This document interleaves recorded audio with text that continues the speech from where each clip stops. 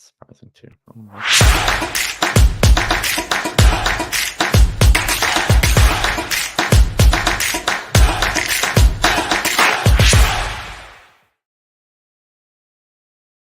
Oh, it's Tuesday night, and that can only mean there's one place for you to be, and that is here with us right now on Dynasty Points here on the Fantasy Points YouTube channel. If you're watching, no matter where you're watching from, if you're watching from Twitter, from space, doesn't matter. As long as you hit the like and subscribe button and help us climb to our goal of 7,000 subscribers on the channel. Look, in the last year, we have doubled our subscribers in just 1 year. We are taking off, and you are going to want to be a part of the ride.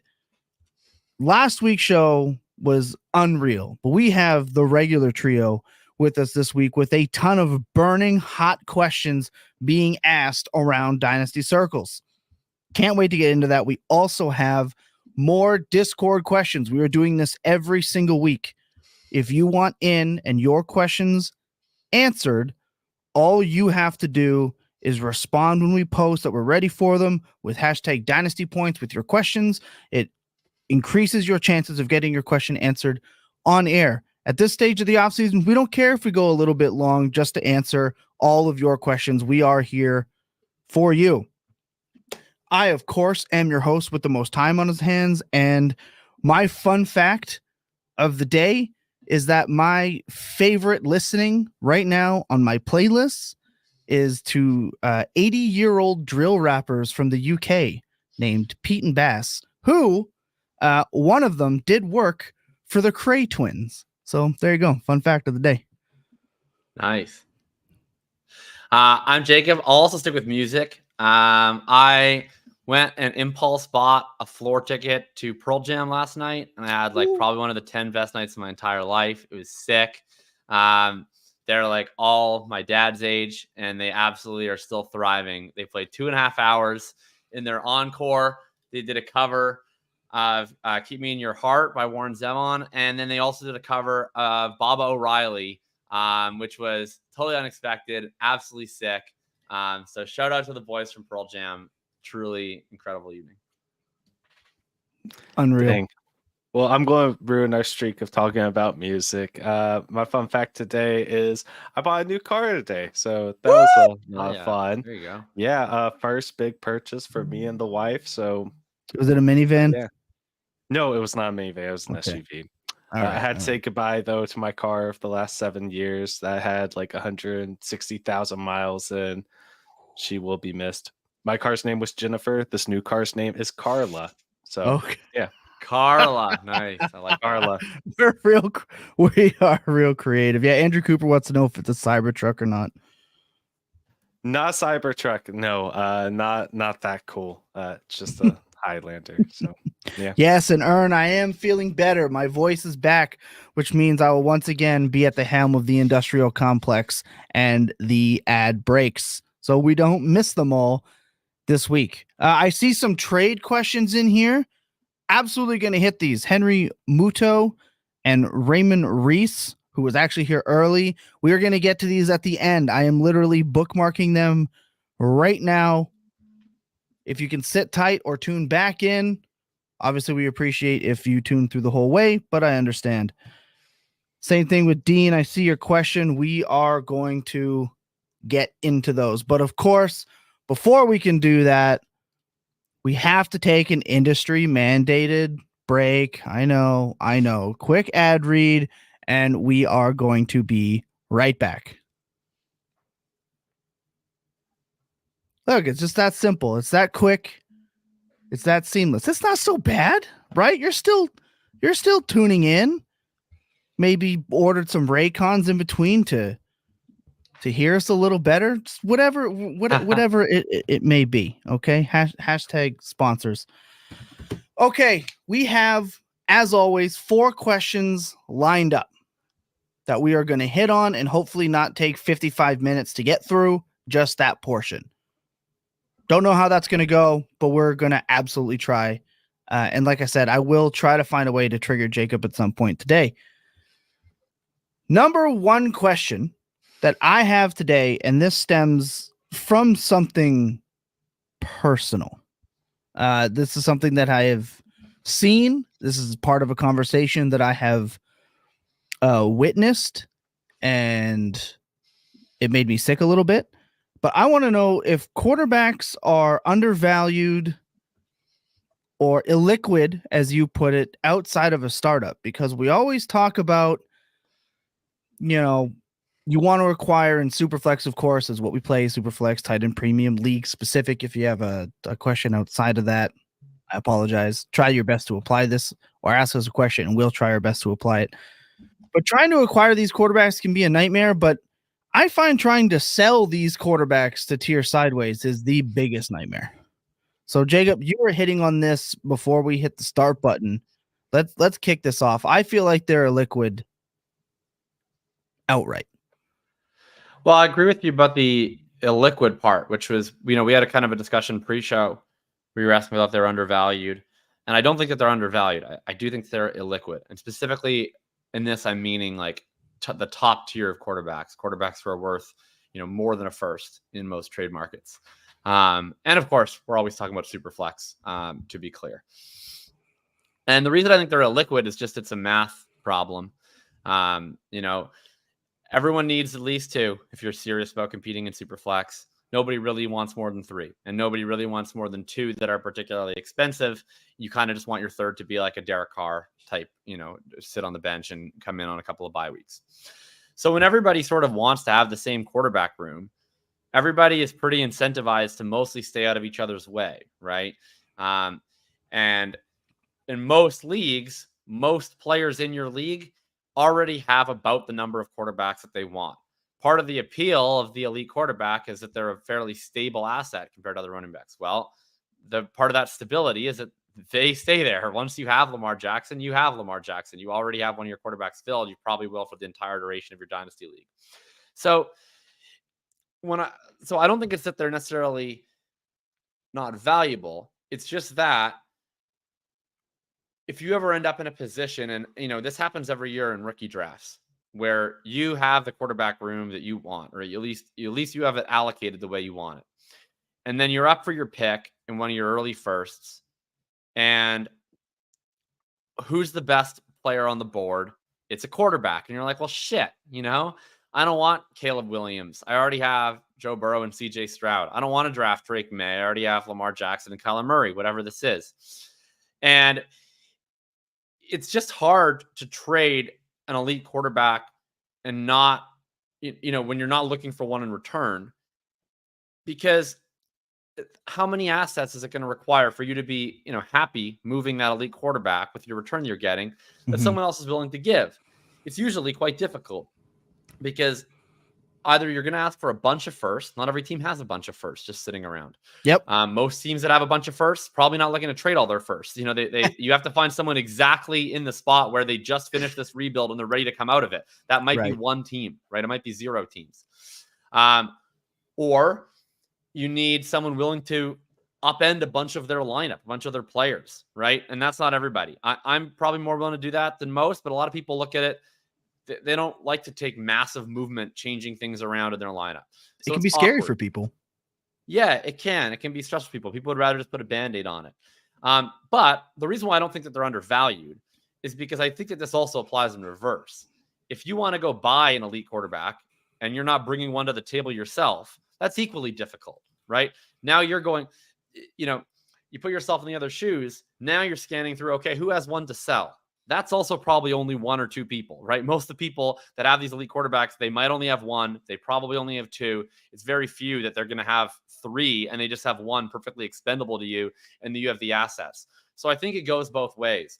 I still think that, like, if there's an actionable point of this, I still think you want to prioritize them in startups, because I think having too many is still a more solvable problem than not having enough. And what I was going to get to, and LaMarcus just got to in the chat here, is 8 starting quarterbacks had season-ending surgery last year can never have enough. This is the thing. It's an off-season issue where every time in the off-season, people are like, I already got 2 quarterbacks. I'm good, right? And then when you get in season, people realize, like, you actually need 3. You might need 4 to get through the season when there's all these injuries. And it is like that quarterback that you're at this point being like, oh, what a waste having Brock Purdy as my QB3. It's just like a bunch of value that's just sitting there collecting dust. Like, you're going to be grateful when you have a quarterback go down for the year in week 4, and then you just look to your bench and you go, oh, sweet, I already have Brock Purdy on the bench. Now you're in the starting lineup and you're just rolling, and you don't have to go and take a hit. Because if you want to trade for quarterback in season, like, you're always overpaying. Either you can maybe get like some bum on the cheap, like a Gardner Minshew last year. That's possible. But if you lose your round 1 starting quarterback, if you want to go replace him with a round 1 starting quarterback, like, you're probably having to trade your injured quarterback plus an asset to go solve a hole. That's painful. It's easier to just slide him in. So I'm not of this mindset that several people seem to be in, that like, how am I going to survive, with these 3 top quarterbacks? I need to move one. I'd like to move one, but I think it's not the end of the world. I've joked a bunch over the years that if you're the guy in a Superflex league that needs a quarterback, just staple overcharge me to your forehead, because it's coming. I think that there are points where it's okay to move off that quarterback, though. I actually have an example of this. I traded Kyler Murray away today. I traded Kyler Murray away for Neighbors.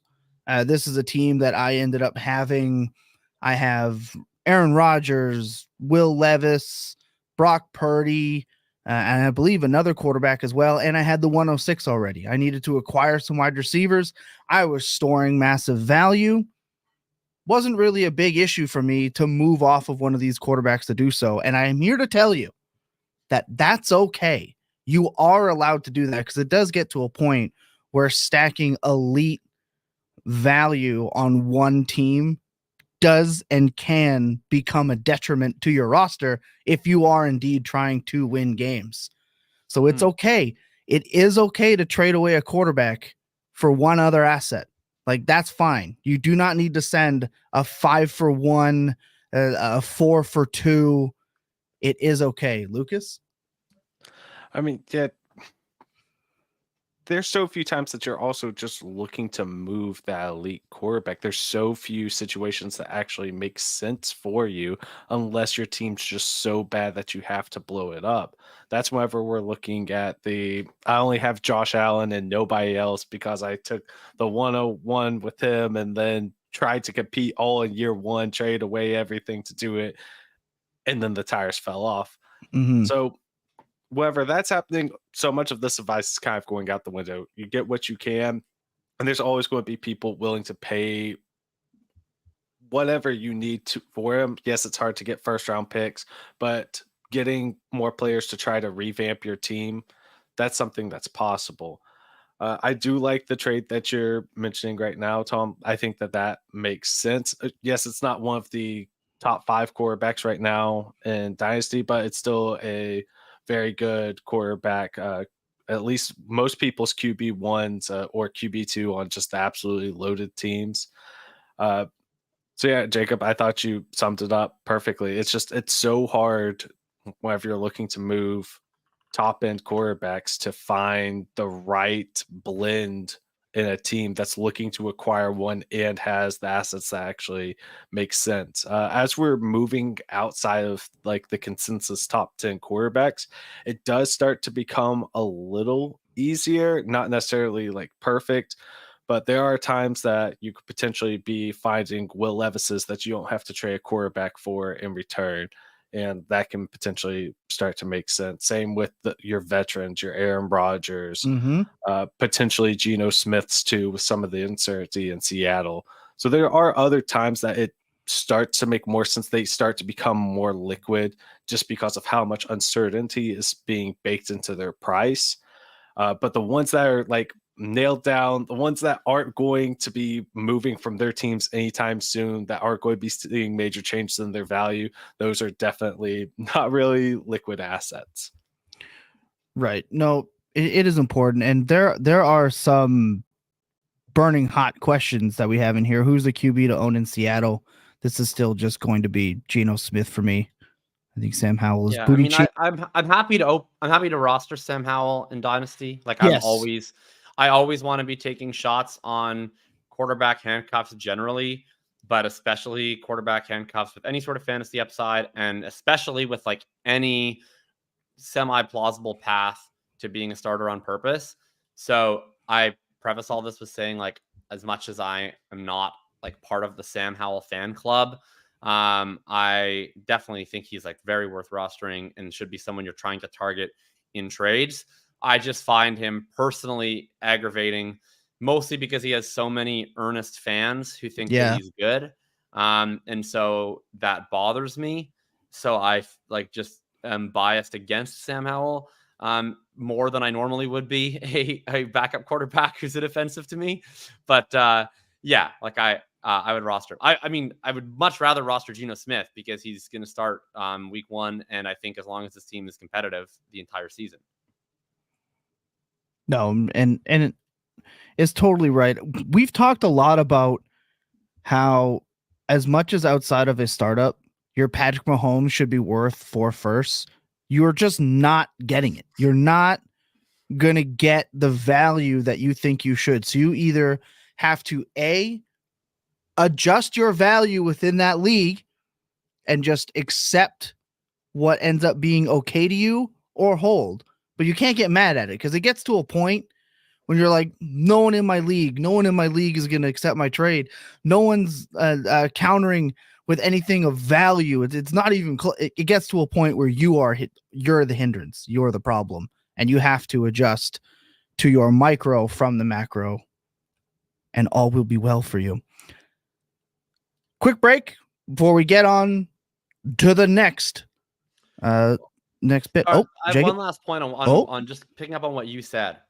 This is not everybody. Like I also have gotten this. I mean, I'm in some leagues too where I'm like, hey, like I would like to be able to sell one of these quarterbacks, and I can't. It happens. I'm usually able to eventually, but so first, just like be a creative and willing trader, but also like if there's one pet peeve that I do have, and this doesn't apply to every league. Like I think this is a legitimate discussion in several leagues, but especially you will get in some like home league type leagues. And I don't know if home league's even the best way to describe it, but basically I mean leagues that aren't like very in the bubble.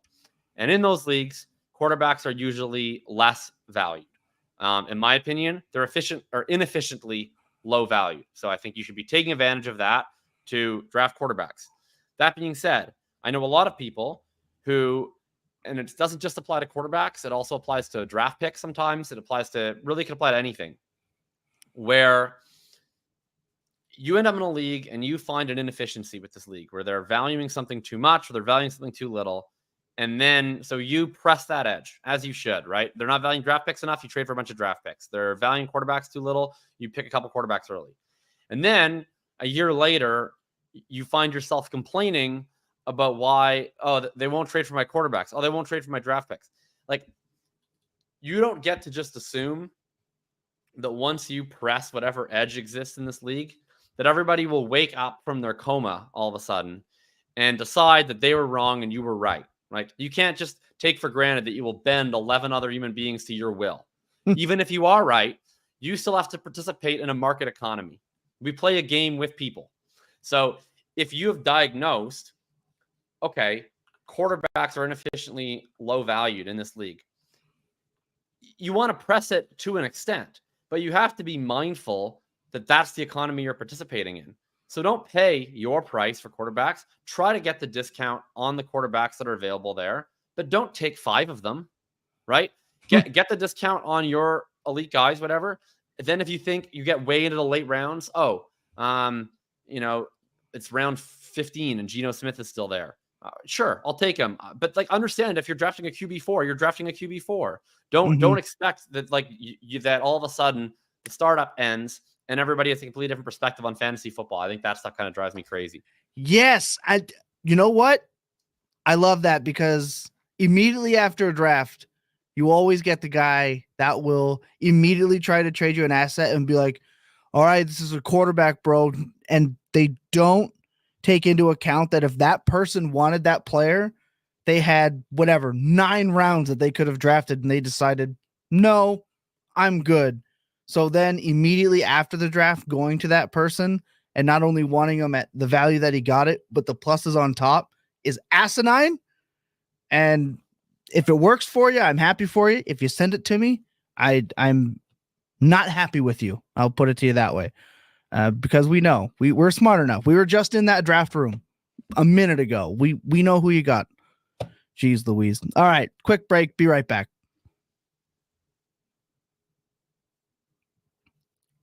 There was a comment about one quarterback leagues. I know.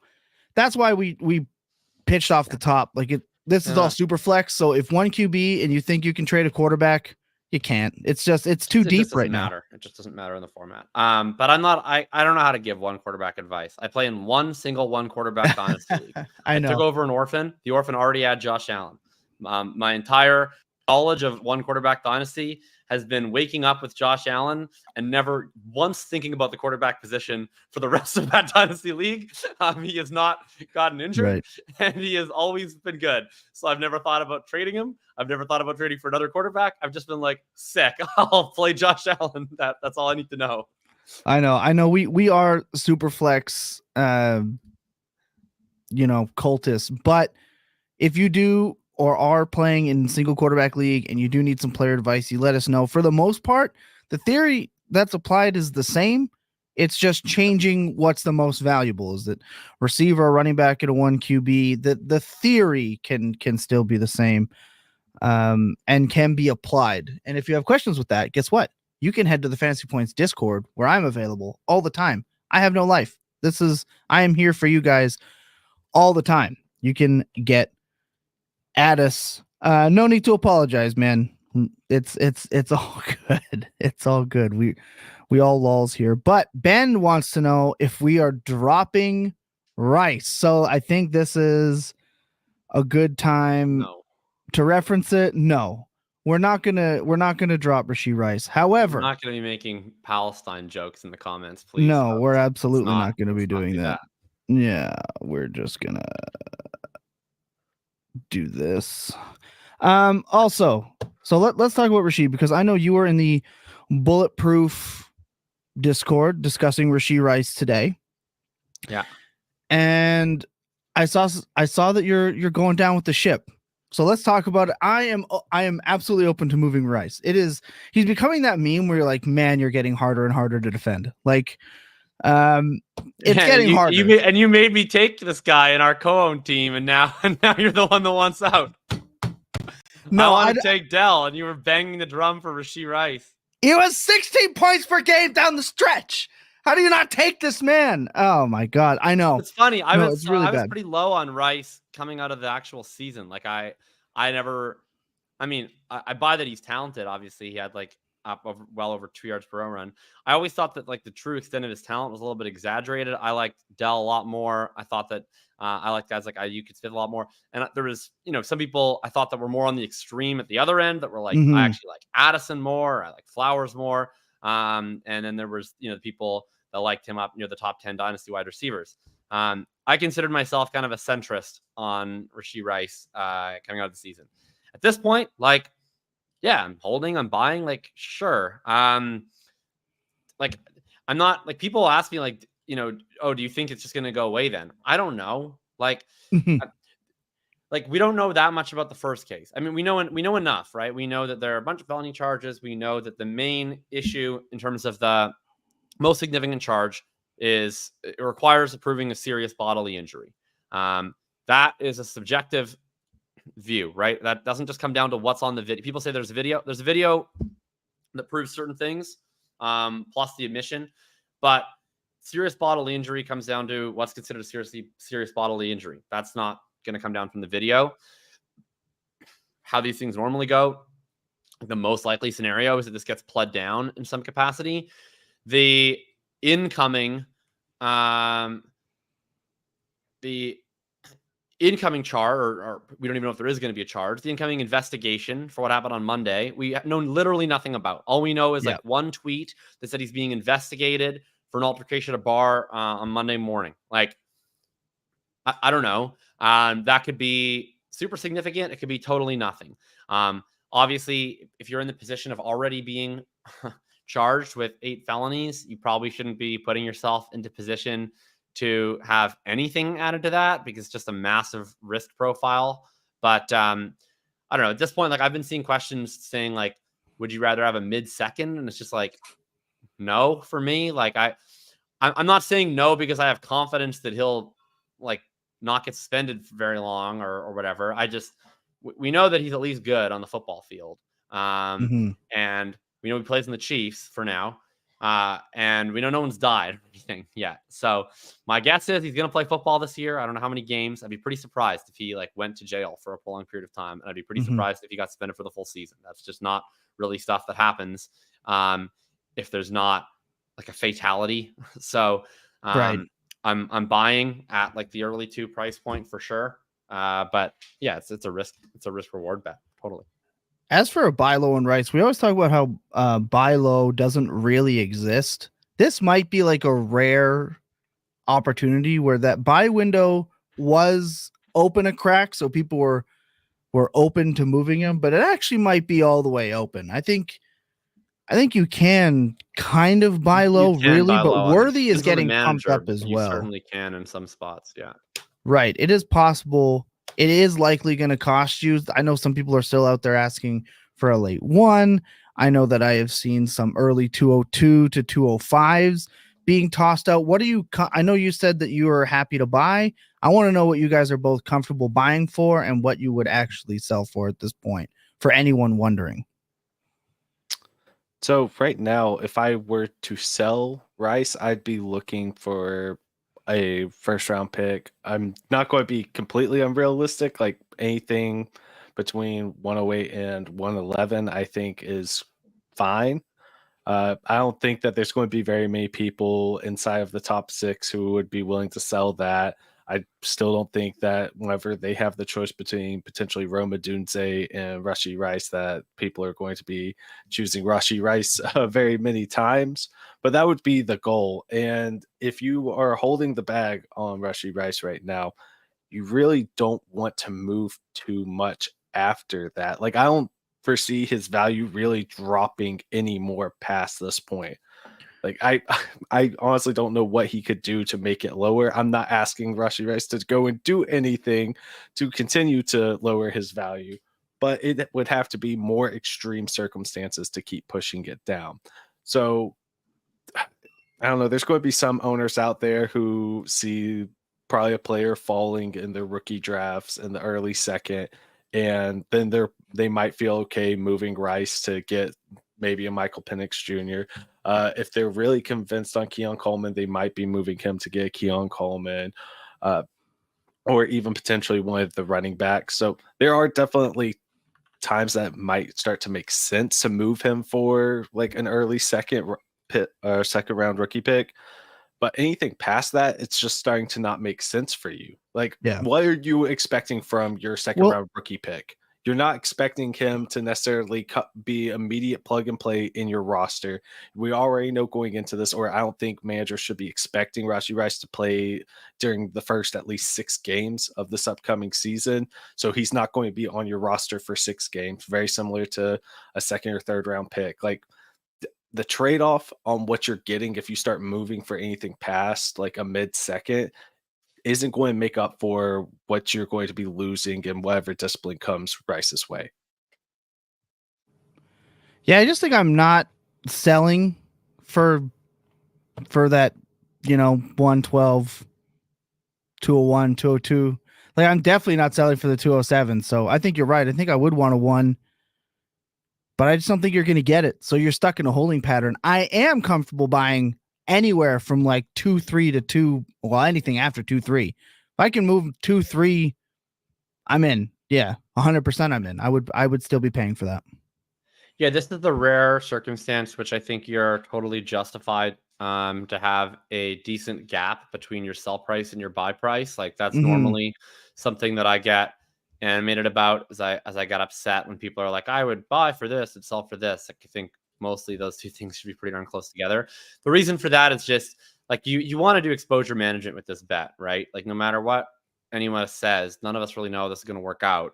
I don't think this is a situation you want to make your dynasty season dependent on. I don't think you want to be racking up like a 80% portfolio share of Rashee Rice. So, for me, I'm not selling for, less than like either like the 25 or 26-1 of a team that I think is going to absolutely suck, or a first in the top 8. I don't expect anyone to give me that, but that's what it would take. So I'm not necessarily looking to sell off a bunch of shares, at like the 110 price point or something, unless I knew I had a bunch of corresponding moves coming in where I could buy cheaper. So I'm just looking at it as like, I want to be overweight Rice. I think it's a situation that I want to attack. I don't want to be more than like 2x the field, probably 2.5x the field, probably. So I'm looking at how can I add a few shares as cheaply as possible, right? If I have, I don't know exactly how many Rice shares I have right now. I'm guessing probably 6 or 7. So I'm looking at the other 54, 55 leagues or whatever it is. Yeah. And, I want to try and buy the 4 to 5 cheapest Rice shares that I can out of all those leagues, not, pay whatever I would pay in those circumstances. So it's a matter of probing. I've had deals, the cheapest I've gotten Rice, and it's a little hard to quantify this, but I moved back from the 104 to the 108. And I got Rice and a third. So that's in nice. terms of what I would have accepted as a pick in that deal, probably like a second, mid-second. And then, I've had deals where I've been offered the chance to buy him for like 2 late 2s, which in a vacuum I think is like a fine deal. But I'm just like, I feel like I can get him for 1-2 in some places, so I don't need to buy for 2. That's how I'm viewing it. It's like trying to get to my desired exposure the cheapest way that I can. It may seem odd, but I think I'm trying to hit about 18% on all 3 wide receivers on Kansas City, and not trying to double them up on the same team, which has been, when I tell you that it has been a logistical nightmare to achieve that, I am not kidding. You're drafting Worthy all of a sudden? What happened? I am not yet. I am trying, or will be trying, because I still have a ton of rookie drafts left to go. I will be trying to hit 18%. Relenting to big Worthy. Right. Yeah. And does that mean you're having to sell Marquise Brown to get down to 18%, or are you having to buy him? No, I actually sold off a ton of Marquise Brown when he went to Arizona, because he just skyrocketed to a point that you could move him for a whole bunch of other assets. So, and he's really cheap to acquire right now because, he's kind of the second to third fiddle. So people are a little bit down on him. I still really like him a lot. But I am willing to draft Worthy, all right? I'm not sitting here saying that I would never draft Worthy. I just hate that people are making a case for him to be like 1.7, 1.9, and even 1.10. And there's just other guys I prefer, like Brooks and Ladd.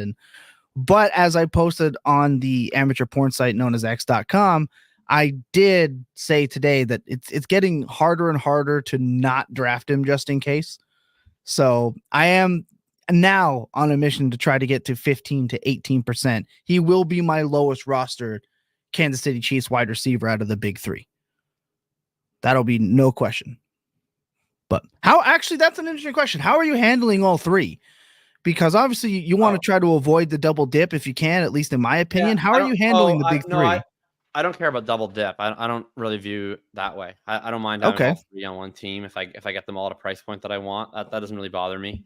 I think I'm trying to view them each in a vacuum the most that I can. Like Rice to me is an exploitable edge right now, in that he's a player that might really matter, and the risk is non-football related, and the price to accept that risk is pretty reasonable. So that's just a player that I want to be overweight on, and it's just a matter of how much risk I'm willing to take on in my portfolio. So, to me, that probably comes down to around 25%. 3x is about as high as I would want to be there on him. Okay.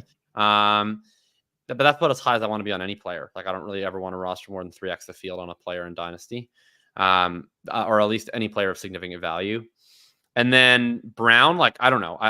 He doesn't have like enough value either production wise or market wise for me to like care about my exposure to Marquise Brown. Like, I could have 80% or 0% and I'd be content. It's just a matter of like what the price point is on him.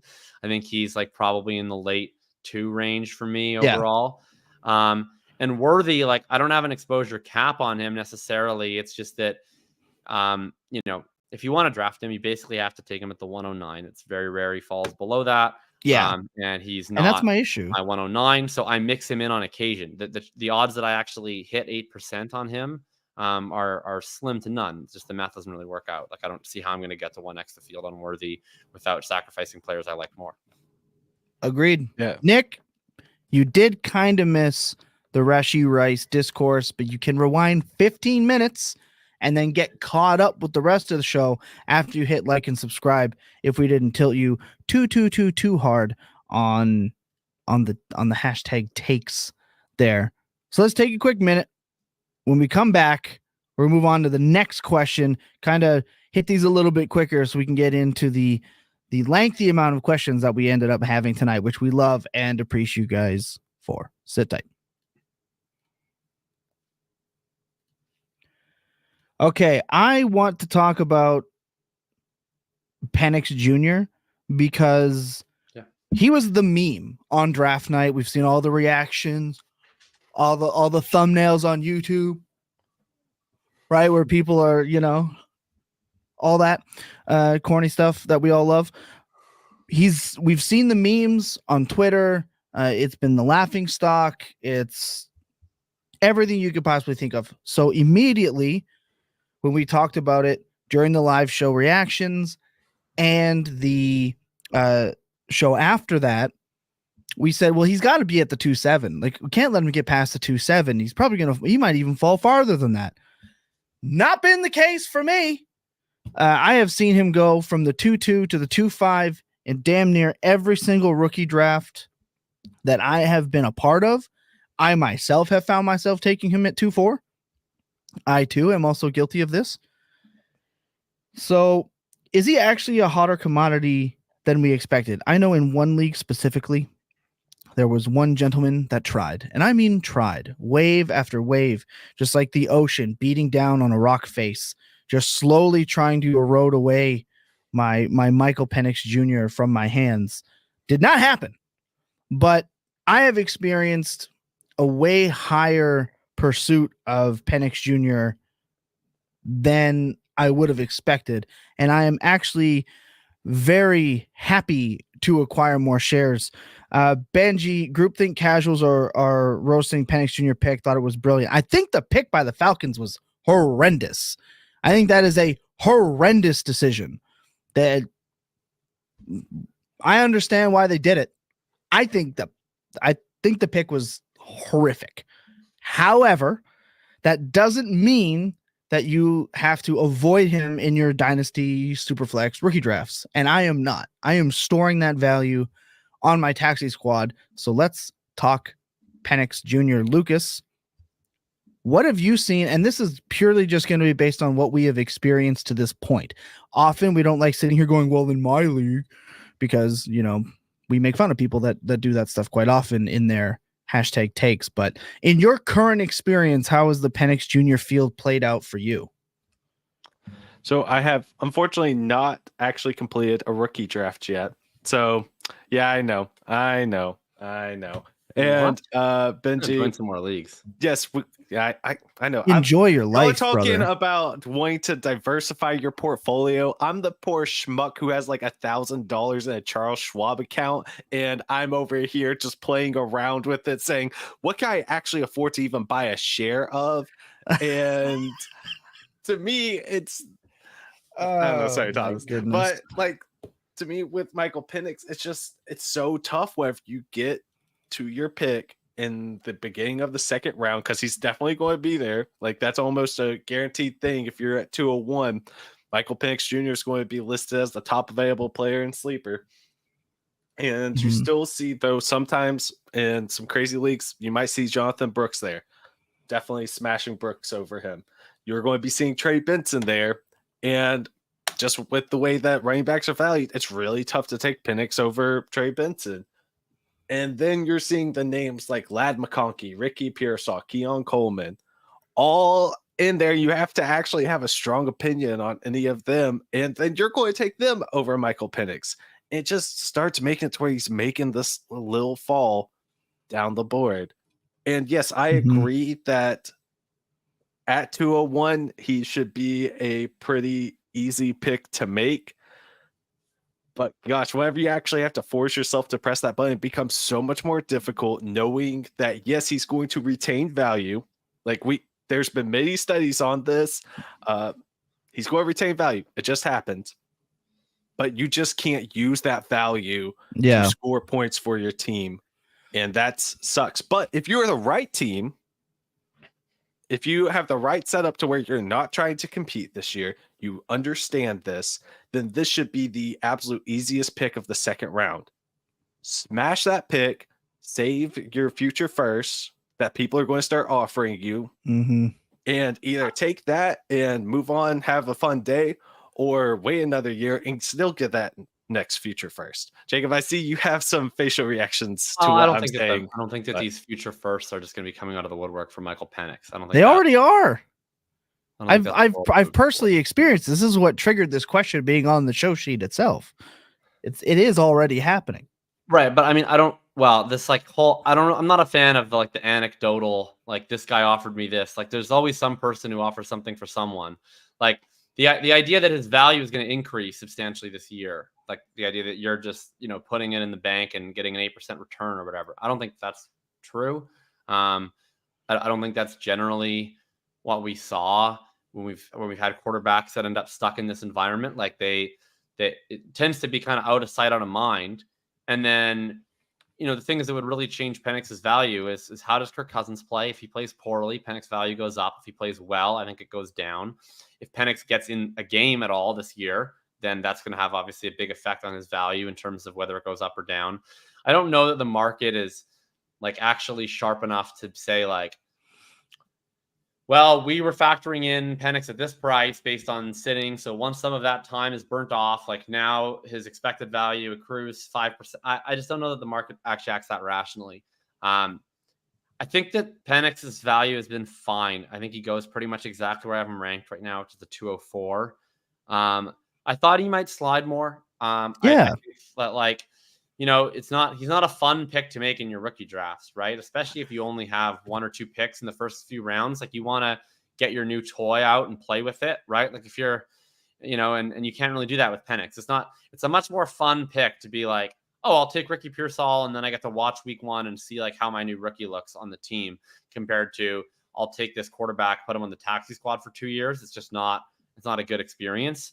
So I'm a little surprised that people have been as disciplined as they have been in drafting him, where I think he frankly should go. In terms of when I would pick him, I think it just comes down to how much conviction you have in the other players. Because, no player is more protected from substantial value loss in their first year. But I also think no player is more capped in terms of their potential value gain, barring injury. So it's to me, it's almost like trading out of the draft into the 2025 draft, where you're just kind of opting out of riding the roller coaster. So I think once you've hit the point, and maybe that's after Coleman, or maybe that's after Leggett, or maybe that's after Benson, it depends on how you feel about those other guys, where you would rather kind of not make a bet now versus making a bet immediately. That's when I think the right time is to press the Penix button. So we've been talking some financial stuff. I feel like Michael Penix is buying the government issued bond where you're going to have some rate of return, but it's not a lot.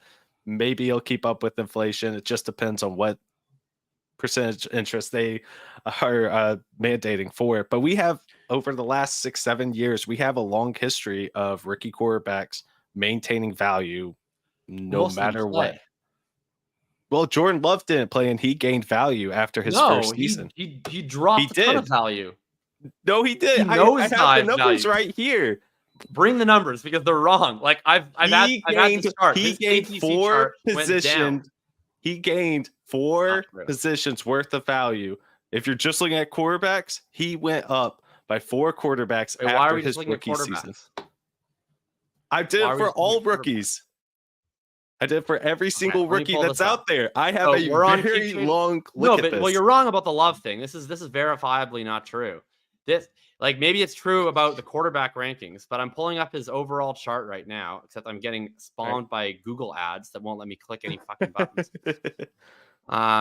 Okay, his all-time value on Keep Trade Cut, it every year, it's weird because it depends on when you hit the spike, because he has these constant Rogers says something weird spikes, right? where like then his value kind of goes up and then it goes back down. But like his value when it was drafted, it goes up on occasion, but overall, until he actually became the starter, it like if you just held Love and then you held until he became the starting quarterback, you lost a ton until he actually played. Like, so I don't know about keep trade cut. I know on DLF he raised in value. But That's then all he I know went down. according to his ADP. But then he went down before he played a game. I'm not saying like by the 2 years out, but his first season, he maintained his value and it actually ended up going up. And there's and then went back definitely down like again a long playing. history of trades still after Jordan Love where he's maintaining what you were drafting him at. That's all I'm saying is that Michael Penix Jr. is going to maintain what you are investing in him right now. I think he'll going maintain. into I don't next think season. he'll rise. I don't think he'll rise. I think he'll maintain. I would be surprised. I'll put a bet on you if you want to bet on quarterback ADP Penix now versus this time next year. I've already lost one bet. Hold on, I'm trying to pull up my. Oh, he's being a coward. Stand on business. I'm trying to pull up the spreadsheet from whatever. We're arguing about the specifics, but I do think the general point is true. Like I think he's not going to tank. He's definitely not going to tank unless like the only way he tanks is like Cousins tears his Achilles week 1 and he plays like shit. Like if this year goes as expected, which is Cousins plays all or most of the year and Penix mostly sits on the bench, he'll be worth more or less what you're paying now. I think maybe Lucas is right and it's a bit more. I think it'll ultimately be a little bit less unless something goes in his something goes his way. I also want to. Benji asked, "Why is it horrific?" And we didn't really give him an answer. So I saw the comment and I was going to address it.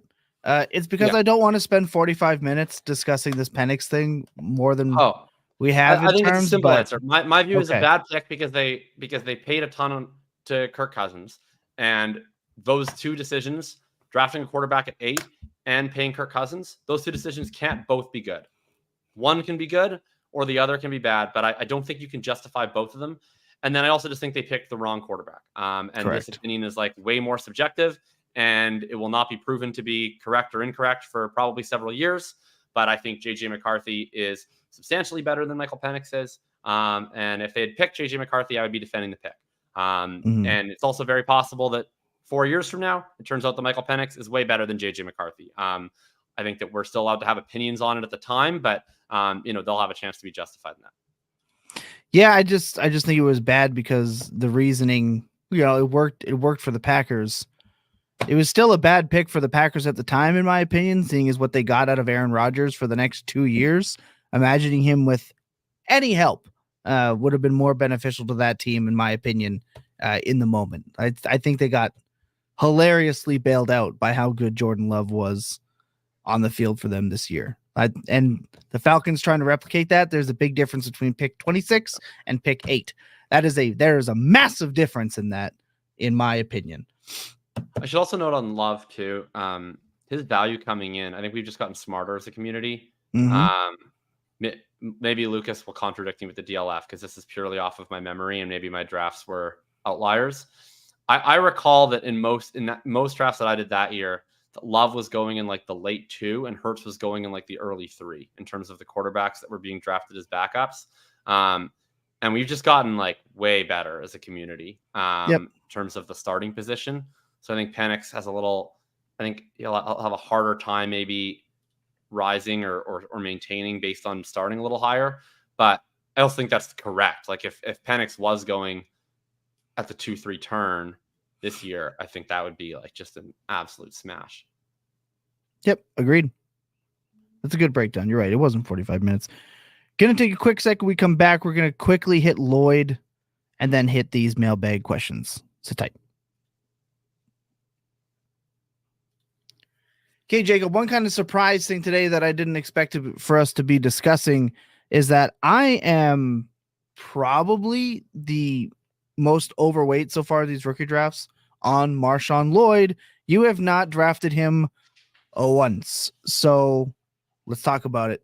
I like Lloyd. I'm happy to take him at the 2-8 because I am so much in disbelief of this receiver class that I am happy to take the shot on the all upside running back and have been happy to do that. You said that's not where you have him ranked, I have him ranked right in there, anywhere from 2.6 to 2.8 to feel comfortable. Where do you have him, and why are you avoiding him? I have him in the 3rd round. Haven't taken him. I actually looked at the ADP, and I mean, maybe I've just kind of run bad in terms of my quest to get Marshawn Lloyd. Although I would argue I've ran good because I'm not trying to take Marshawn Lloyd, so I'm happy that he goes ahead of his ADP. But he has definitely gone ahead of his ADP in my leagues. Like I saw him at the 301 overall. That's where I have him ranked, and I have not taken him. So I think that kind of tells you he's going a little bit ahead of that. But also when you get into this range, like there's a question on our list, not to spoil it, but it really does become dealer's choice at a certain point of the draft, really after like Leggett and Mitchell, especially, where you're just kind of taking your guys. Mm-hmm. So like even the guys that I have ranked at ADP, I'm almost never getting because there's always someone that I probably have that's fallen way behind where I have them ranked because everybody's just kind of taking their stands on their guys. Lloyd's just not one of my guys. He's a player that I think is a tough profile for me in that he's never had a lot of volume, despite having the size, and it's been several years as an older prospect. And having this little raw production as an older prospect is troubling for me. And then this landing spot, I've seen some hype for it, and I just don't like it. I like it from a real football perspective just fine. I think he's a good fit as a change of pace back. But like, we've been doing this Packers fan fiction for years of, well, when this guy leaves, this next guy will take over. And like, they just value having 2 running backs. Like they're one of the few teams that could tell me like, we drafted a running back in the 3rd round to be a 1B back for the next 4 years. And I'd be like, yeah, that checks out. Cause that is like kind of what you do. So I just think like they're either going to keep, I think also the cost to get out of Jacob's contract after year 1 has been a little bit overstated. It's not just totally a freebie. I think it's close to a freebie after 2 years. I think he probably plays 2 years with them. If they then decide to move on from him, I just look at this team and I'm like, I think they probably just get another guy. And then I also look at Lloyd and I'm like, you've never carried the rock much in 5 years as a college player.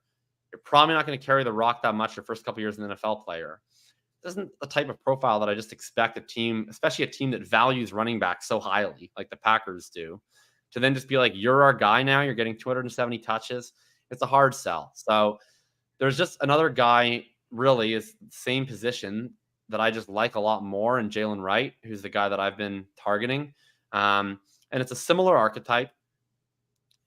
I give Wright, I guess, a little bit more grace because he's a little younger and because I think he's like more of a natural fit as that slasher back versus like a guy who I think it speaks a little bit more to talent and reliability that he wasn't given a larger role.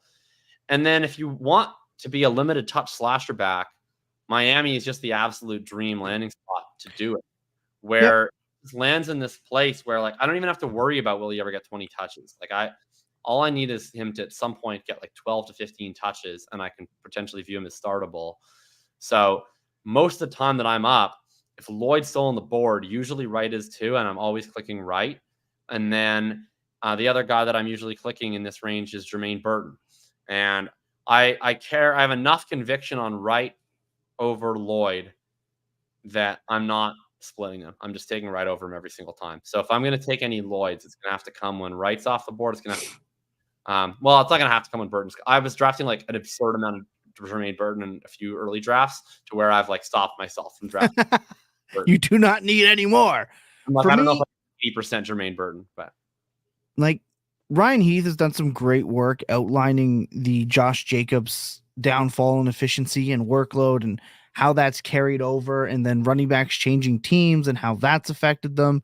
And then you're right. You're taking the fact that the Packers like running this dual back system. And this is a guy who is explosive, can catch passes, and is in a good offense. And for me, that is enough. I am not afraid of AJ Dillon. AJ Dillon is so undoubtedly cooked. He's going to be cut in camp. Yeah, I 100% think that that's an absolute real possibility. And if you have that with a coach that does like to rotate backs, even in high opportunity, like high value touch opportunity situations. So long as you are not, which I've also seen the Amari Rodgers fumble memes, which I think are hilarious. So long as you do not do that, you have a pretty good shot at staying in on the field. Even when Jamal Williams was there, he was still catching passes, and we were wondering, why is this guy out here catching even as many passes as he is? That's not his bag. So I just think that it's a situation that is good enough to propel me to want to take him in that spot and not necessarily just be afraid, unless he is just #bad. There is a possibility that he is just bad at football, and I'm burning a draft pick, fully aware, but more than okay. We've discussed my issues with Wright on the previous podcasts, so we'll be interested to see. I'm interested to see where Lloyd and Wright end up for us. I think that's going to be a fun little debate throughout the year. Anything to add, Lucas? Nope. Before questions? I think you all kind of crushed it there. Where Lloyd lines up in terms of rankings is right with his ADP. Just I have too much conviction on some of the wide receivers, and that hurts me in some drafs. But yeah, I'm going to make sure that I get who are the wide some receivers Lloyd, that you're usually drafting in that range? Oh, well, I'm looking at Adonai Mitchell. Jalen Polk, I like too much, and I know that that's bad for my health. And then Xavier Legette, I'm still looking at Xavier Legette over. And then I know that I need to be higher on Jermaine Burton. I'm trying to work off my take clock that I have on him, just from him being at Alabama. And he assaulted a member of the GBO. I know he did. I saw all the videos. Part of the petitions, he needed to be suspended or whatever. Jailed. So it's really tough to actually like Jermaine Burton. And then I really like Roman Wilson's landing spot, which makes it a little bit more difficult. And we're not going through all the wide receivers. We can do that at another point in time. But there are still wide receivers in that area that I'm targeting.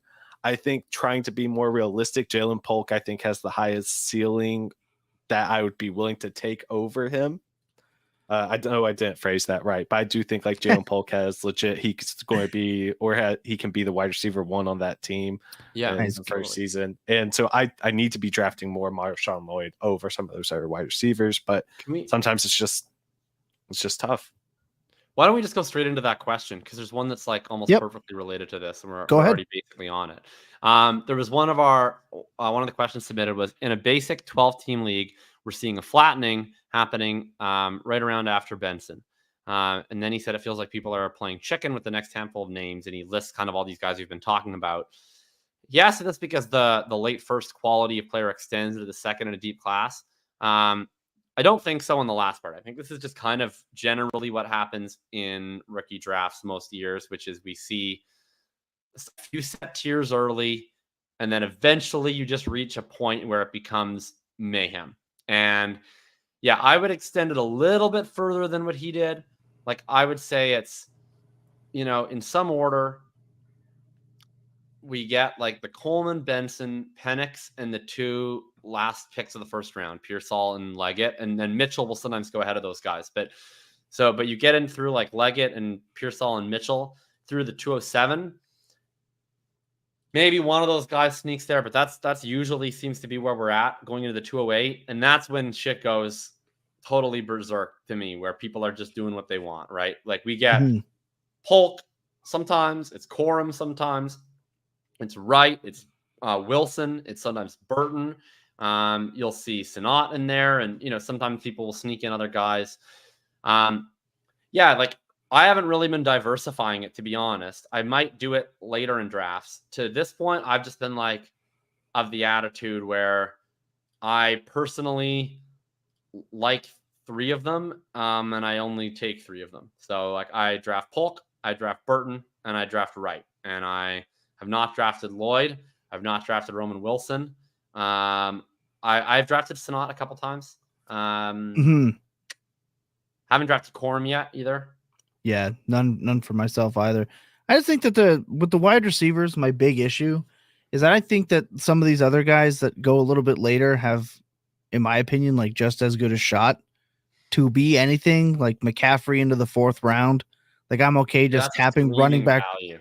Yeah. So tapping running back, and then just securing because these are all dart throw wide receivers at this point. Like, let's be honest, we're all kind of becoming landing spot boys for this because this class had so many bullet holes in analytic profiles that now we've gotten landing spots and we're all kind of becoming landing spot draft capital boys right now. We also get to be draft capital boys on Jalen Polk, right? Like we're drafting right, like the 37th overall pick at the 208, 209. But that's what I'm saying. So I'm saying that we go through this whole process with analytics and how do they look on film, and this class sucks and film guys love it and it's really deep. Analytic profiles are meh, all this stuff, and then we get the draft capital landing spot and we're like, nope, this is how it is.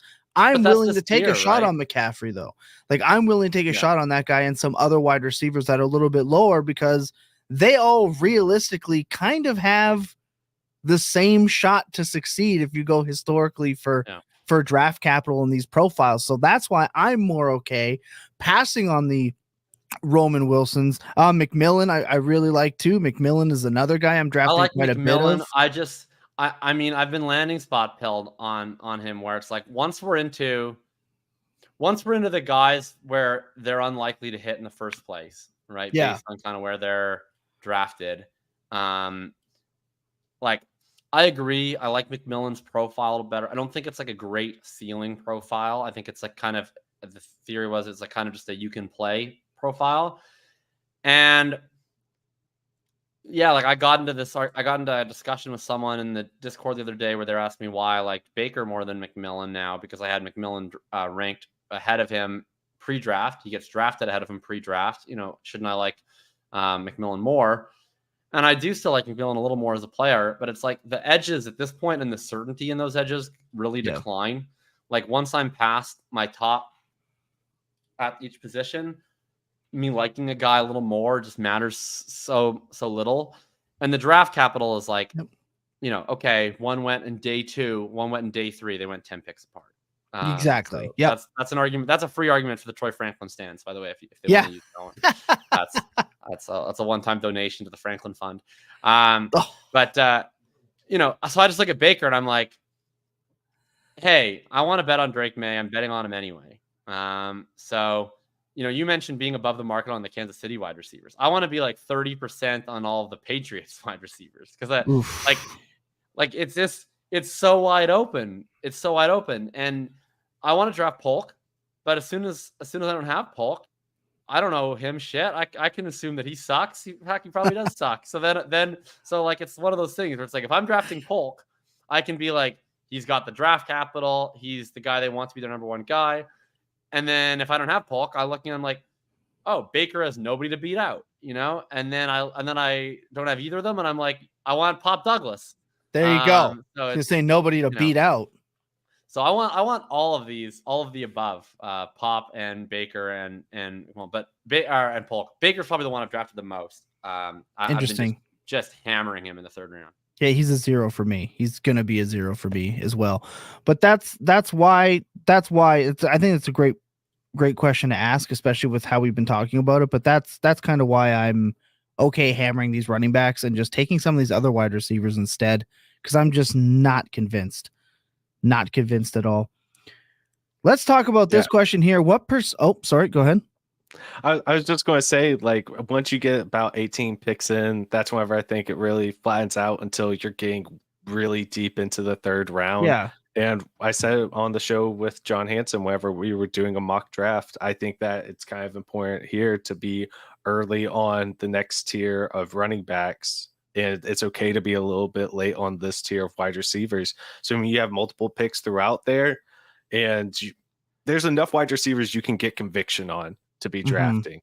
The running backs, though, after Marshawn Lloyd, I feel like it's much tougher to really get conviction on them. I know that we've had a lot of fun, and now the draft, or now what you're having to pay to get Kimaini Vidal is starting to get a little crazy. But regardless, Tyrone Tracy, all right, would like a word. Sorry.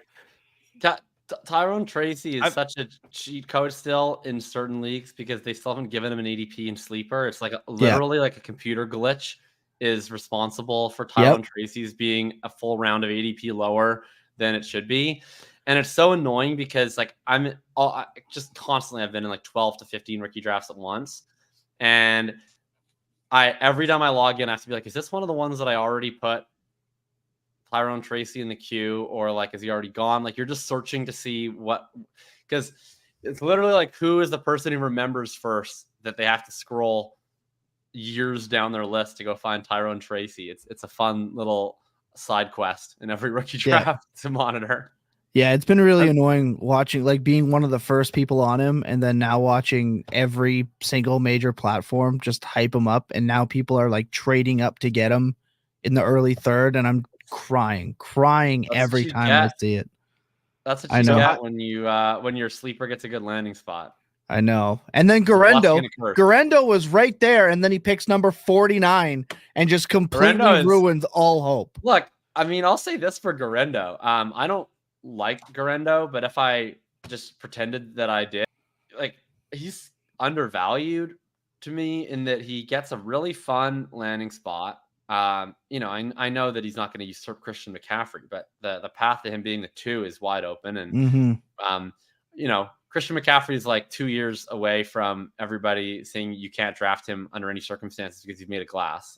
Whereas now an injury to Christian McCaffrey is impossible to visualize, apparently. Right. But, so there's that. And then he gets 4th round draft capital, which is something. So if you're a Garendo bull, you should just be like filling up with. Oh, yeah. Oh, I am. 4 Garendo bags. God, I don't even like the guy. I've drafted him a few times. Would you rather have Jalen Wright and Luke McCaffrey, or say potentially Jalen Polk and Will Shipley? Polk and Shipley. Oh, okay. Really interesting. Okay, I might be their way, but okay. Yeah, I'm way out on Shipley. I don't really look at it as a 2. I don't really look at it as a 2v2. Like, it's in a rookie draft. Like, I don't even know what my team is going in. I don't know what my needs are going in, but it's not like I have to be balanced in every rookie draft, right? Between wide receiver and running back. I have Polk in a tier ahead of the rest of these guys, just because of the draft capital and the opportunity. All right, Roman Wilson. I have him in there with Mitchell. I'm not drafting Roman Wilson. No, me either. Not at all. This is the thing. Like, to me, it's like there's guys that I like and there's guys that I don't like, and that's at both positions. So it's not as much about like. I'm drafting a little less structurally this year, where I'm not of the mindset of like I have to draft a wide receiver here, I have to draft a running back here. Like, I like Jalen Wright, and I like Jermaine Burton, and I like Javon Baker, and I like Ray Davis. So it's like, in a perfect world, maybe I would be able to like designate those where I pair my Burtons with my Davises and I pair my Bakers with my Wrights. But like sometimes I get in the draft and I'm like, I draft Wright and then Baker's gone. I'm like, all right, I'm taking 2 running backs there. I'm taking 2 receivers. But there's a stable of guys. I'm glad we're having these chats because it helps like kind of boost me out of my comfort zone a little bit too. Like, I think sometimes in this range, you just kind of get comfortable with certain guys where it's like, these are the guys I like, these are the guys I click, and just rotate them through. And then you start thinking like, why don't I ever take this guy? Who's probably like 98% as good of a bet, right? Like I was just taking like Jacob Cowing in like a bunch of like 5th rounds or whatever. And then I thought about it and I was like, why do I have 7 Jacob Cowings and no Malik Washingtons? Like, I don't think any differently about these 2 guys. So then I'm just like, now I'm going to take Malik Washington 4 times in a row until it balances out, Getting onto an aside, which means we'll get to less questions, but I think it's still important. So sorry about that. But we talk a lot about how it is important to expand that. Like, you can't just play Dynasty with the same group of people and talk Dynasty with the same group of people every day and expect completely different results. We have this show because all 3 of us view the game differently. Like, all 3 of us disagree on a lot of things, and it helps us get to a new level of thinking, which is hopefully what we're helping everyone out with. We are definitely not that group think, all agree, everyone's right type program. And I'm proud of that. I'm very much proud of that. Let's talk about another question that we have here.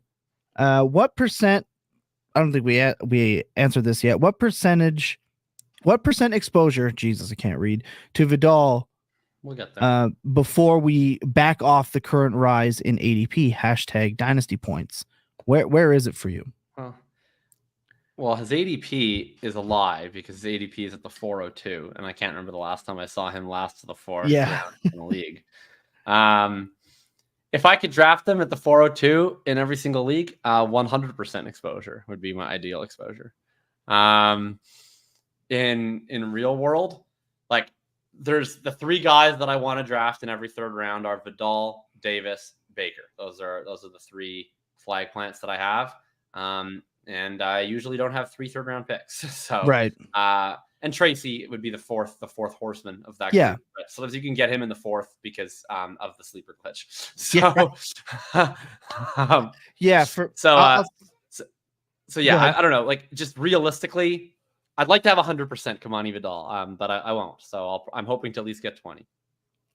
I'm gonna say probably 30% because I'm very much like you. I have like 3 guys that are really hammer. It's Gorendo, Tracy, and Vidal in the third round if I can.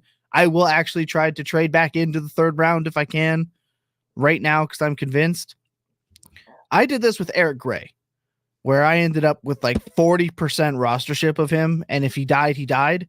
I feel this way with Vidal. I think Gus is really good, and I think Dobbins, if his legs aren't absolute just shredded lettuce at this point, could be very solid in that system, and I don't see the believe again in freaking JK. I know, I'm ready to get hurt again. I know, but it's not like he doesn't have like good NFL running backs ahead of him to get to. So I think like the hype is a little bit unwarranted because it was he doesn't have good NFL running backs to get ahead. Gus Edwards is a good NFL running back. Gus Edwards is a good NFL running back in theory. Like I'm very willing to make the Dobbins dart. It's kind of like what I was saying with Polk and Baker. Like, if we're just talking about Dobbins in a vacuum, I want to take the Dobbins dart throw. But if you're making the case for anyone else in this backfield, it's very easy to just be like, I'm making the assumption that J.K. Dobbins is physically unable to play football at a high level again. And it's that's a pretty reasonable assumption. And then I'm making the correct assumption that Gus Edwards is slow and old. And maybe he's still going to have 13 touchdowns. That's possible. But Gus Edwards has never been like an all-situation workhorse back either. He's always been part of a committee. He's been a role player in a backfield. So if Gus is doing his Gus thing and Dobbins can't play, that still leaves about half the snaps for somebody else. Sure, I agree, but my take on this is that the community is just immediately putting him because it was the spot that everyone wanted Brooks or Benson or Wright or Lloyd to go to. And now the 6th round rookie gets to go there and he's day one. He's not. Gus Edwards is still the type of running back that NFL teams covet. He's one of Greg Roman's dudes and he's in the perfect spot for him as well. So my point was, I think that he's just getting that immediate, this is the smash guy treatment when he's just as big a red flag as all of the other potential like backup to maybe starting backs. That's all. All I was gonna say. His floor is get ready to learn practice squad, buddy. Yeah, but the ceiling is more immediately realizable, right? Like it's compared to a Gorendo or a Shipley or a Jets backs, like all these other guys that also have a floor of 0. Like what's not in their range of outcomes is being the week 1 starting running back. And that's certainly, it's nowhere near assured of Vidal. He's probably still a big underdog for that. But I'll even expand the scope. Week 10 starting running back without injury. Like that's a picture you can paint with Vidal. I still don't think it's even the most likely picture, but it's a lot more likely than Braylon Allen is starting ahead of Breece Hall, right? Like so there's it's clearly more in the range of outcomes. Yeah, I like him. I mean, I've had him. He has yet to surpass my ranking in ADP. I had him, I think. Where do I have him? I had a really aggressive initial draft, and then I calmed down and I moved him behind a couple people. I still have him at the 302.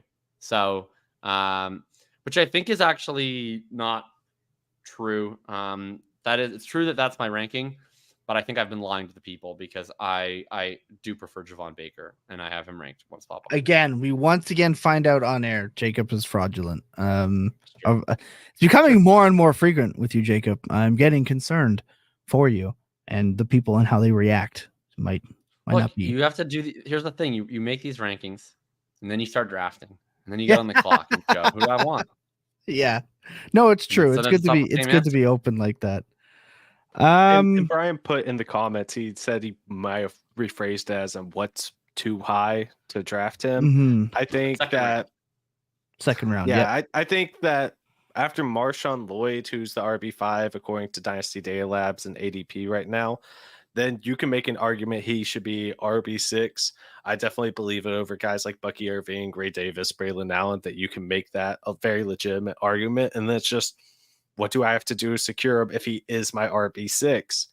And if that's making him the 302, 303, go ahead, do it, have fun with it.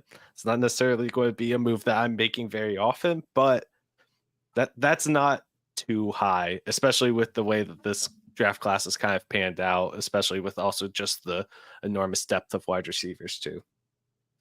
It's one of those things where like the opportunity cost is still low, right? Like the hit rate on an early third round pick is still not high. If you throw an early third at Kimaini Vidal and he gets cut in camp, like it is not really that big of a loss, right? The most likely scenario is there will be like 1 to 2 materially impactful hits in this whole third round. Yep. You just have to be lucky enough to have one of them, right? Like that's really all you're hoping we know for. Ben Sinat's one of them, so then there's one more that we're having to pick right now. So that's at least him being in the third round. You're part of the Sinat hype train. I love Sinat. Yeah, I love Sinat so much. Okay, can you guys talk me into this because I have the ick. And it's not for a good reason. It's because he wore 34. No, I know. To me, that means he's a fullback. So and you guys like what does he do? Can you talk to me like why? I've taken him sometimes, but it feels obligatory to me. I can't get myself excited. Excite me. Scott Barrett did his rookie presser article and video. It's just out, which you can go and find on the YouTube channel. Always great. And they were talking about how they looked at him and they really looked at what the 49ers look for in a tight end and a move type player. And they referenced Kyle Juszczyk. They referenced George Kittle, and they said Sinat can do. You shouldn't have led with that. No, I already told you the ick of him being a fullback. I don't want to hear. I don't want to hear fullback comp. They said that he can line up outside. They can do it. He can do everything you ask him for. In a blocking scenario, he doesn't have to come off the field. Led with blocking. He can run. Could you let me finish? God damn. You're like a toddler just pulling. Mom. God. While I'm on an important phone call. Anyway, they said that he can line him up outside. He can play wide receiver. He can catch the ball. He's athletic. He's strong. He's strong at the point of impact. We don't have to rotate him. And considering that Cliff Kingsbury is just going to run 10 personnel, like we just know that he's not going to be in these heavy blocking formations with what we've seen. He's going to be out there on the field. And whether it is, right, we don't want a tight end that blocks all the time, right? I used to make fun of TJ Blockinson, right? George Kittle is the classic points per block rep tight end that we all make fun of, but you also don't want to be the type of tight end that gets removed from the field in goal line situations, Kyle Pitts, with Arthur Smith, because maybe the blocking's not there. We want these like freak tight ends that are really wide receivers, but then they, like Mike Gesicki, can't block anything, so they're not out there all the time.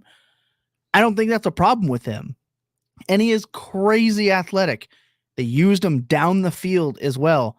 Remember, he only spent, I think, 60 snaps last year at fullback and had over 300 snaps in the tight end position and still won low man somehow. He's athletic, downfield, uses every situation. They can be creative with him. The biggest knock I have on him is that he's paired with Cliff Kingsbury, though. However, Cliff did hyper use Zach Ertz to a point that Zach Ertz came alive once again from might his again. from his prehistoric state, even that he was post Philly. So there's a lot to like there, and especially in a tight end premium league. The week 2, Zach Ertz 71% routes, Ben Sinnott 24% routes is going to hit like crack. Yeah, but at least we've seen the McBride light after Zach Ertz, so we have like, hey. Yeah, no, I'm just trolling about the Zach Ertz thing because it's going to happen for probably not very long, but I think it's going to happen for like 1 or 2 weeks, and it's going to be really funny to watch Cliff Kingsbury trot out the corpse of Zach Ertz back into our lives. But I hear you guys. I've like accepted that the Sinnott case is the correct one, and then I need to draft more of them. I'm not sure if I'll be able to convince myself to do it, but I understand that if I don't, it's wrong. I understand that. I understand that you're right. I'm glad that D-Bro has talked some sense into Tom. That makes me feel better. Just some more fun numbers. He had a higher inline percentage than Brock Bowers. He had a higher ADOT than Brock Bowers, which isn't saying that much. But yeah, but I mean, it was still inline really is good. Like, I don't know why we're like against inline tight ends. I don't know. We were talking about like Brock Bowers being used a lot in inline. He isn't. I don't know where that's come from. I've been seeing that all over Twitter. He was used, but it wasn't a lot. It wasn't like his typical thing that he was doing. He's good after the catch. He's not elite, but he's good enough. And he's a really good route runner. He can still make plays. And once, like what Thomas said, he's not going to be coming off the field very often once he assumes that full-time role. And I'm making the bet that he can beat out Zach Ertz by the end of the season. I don't think it's been listed yet. You're not going to do it just by the number, are you? Well, if he announces that he's wearing a number in the 30s in the NFL, he's off my draft board. If he's okay, that's fair. If he like let's live in the 80s here, Ben. Let's be in the 80s. Not even the 40s. Even Dallas Clark. When I was watching peak Dallas Clark, and he 44, was, winning us games and being a baller. I was like, are you serious? Like, hey, to be fair, I did knock Garendo for no player has ever had less swag as a pass catcher than Dallas Clark, who's just like a short dude who would wear like elbow pads. I'm sorry, anyone that wears the number 0, anyone that wears the number 0 is out. I like an Asian. You're out. You're out. And this Gabe Davis wanting to wear alternate numbers for weeks. I saw that tweet. I just I howled so out loud. Gabe Davis. Who do you think you are? Yeah, exactly. That's what I mean. Like it just. So yeah, I know it was a joke tweet, but I saw that and I went, Jesus Christ. Yeah, I'm not about people wearing the number 0. I think it's dumb, but that's my old man yelling at the club. No, get it out of this isn't out on 00. This isn't the Monstars. This isn't Monstars. All right. This isn't get it out of the game. Brian Thomas taking 80. That's big for him. Although I heard that he's no longer doing that. I heard after they cut Zay Jones, he's switching to 7. Oh no, he's gonna get Rashad Bateman. Oh, terrible. Yeah, so look, you had a chance there for a moment, BTJ. I bet Ladd McConkey will take a number in the 80s. He'll be the first one 82. in, the last one out, and he'll be wearing in the 80s. No, he'll be 82. Let's do another white guy in the slot comp and go 83 for Mr. Welker. We should just do an entire podcast on the best and the worst numbers. Do you not remember we used to do when new jerseys were coming out as often? It was like every week we would do just jersey updates. Like that's what I feel like is about to happen with numbers. Like I think that's not like we don't have 15 questions we could be going through. My most boomer takes on this entire planet are that first off, no NBA team should wear alternates in the playoffs. It drives me crazy. Be serious. You're in the playoffs. You're in a business mission.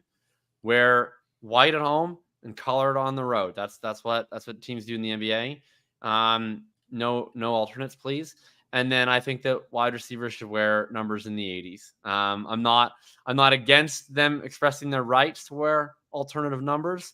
I just enjoy a nice number in the 80s. Back when I was young and I thought people were getting uppity with their 12s and their 14s. And nowadays people can just do anything. We got people wearing 0. We got people wearing 3, 24 Sky Moore. We got people wearing 24 and was severely punished for that choice. Yeah. Ridiculous. So That's a good boomer take. Back in my day, Marvin Harrison wore 88, Reggie Wayne wore 87. 84 was good enough for Randy Moss. 84 was good enough for Randy Moss. It's good enough for you. No, that's what did Jerry Rice wear, kids? My boomerist jersey take is that I hate the NBA's t-shirts. Like I hate the t-shirt jerseys are some of the most horrific. And I'll also say the MLB City Connect jerseys, all but 3 of them suck. They're Tigers uniform terrible. Is one of the worst things ever created in human history. I like the Padres one. The Padres one is super dope. I like how colorful it is. I think it's a dope jersey. I actually like the Rockies white and green. I think that one's really cool too. And I actually like the White Sox jerseys. Plate scheme too. It's nice. Yeah. Other than that, awful. And stop doing it. I don't know why all right. I know the Colorado license plate scheme, but I wasn't gonna ask if I'm being honest. I used to have a game. Hey, I don't know why I say I don't know. I do know. I used to have a game that I'd play with my dad whenever we'd go on like a road trip, even if it wasn't a very exciting one. Sometimes it'd be to Fargo. And he had a printout list of all of the license plates of the United States. Anytime if we saw one, we'd have to cross it off. And so if we went somewhere with my mom, like Minneapolis or whatever, she'd be sleeping in the morning. And my dad and I would get up at 6 a.m. and we'd go all across the strip of hotels with my piece of paper with all the license plates to check all of the cars in all of the hotel parking lots to find as many license plates as I could find. That was when I was like 6, and I thought it was the most fun thing imaginable. And so I still have like a perfect memory of all American license plates, except I probably don't, because I have a perfect memory of all American license plates in 2003. And in my mind, they haven't changed, but they very much might have. They for sure have 100%. Okay. Yeah. Let's get back on track here. We can hammer a few more out quickly before we get out of here so we don't completely disappoint everyone. We're obviously not going to get to all of these questions now. I'm going to save some of these for the following week. Let's do that. Lucas, let's mark the questions that we've asked, and then we'll move it on for the week after that.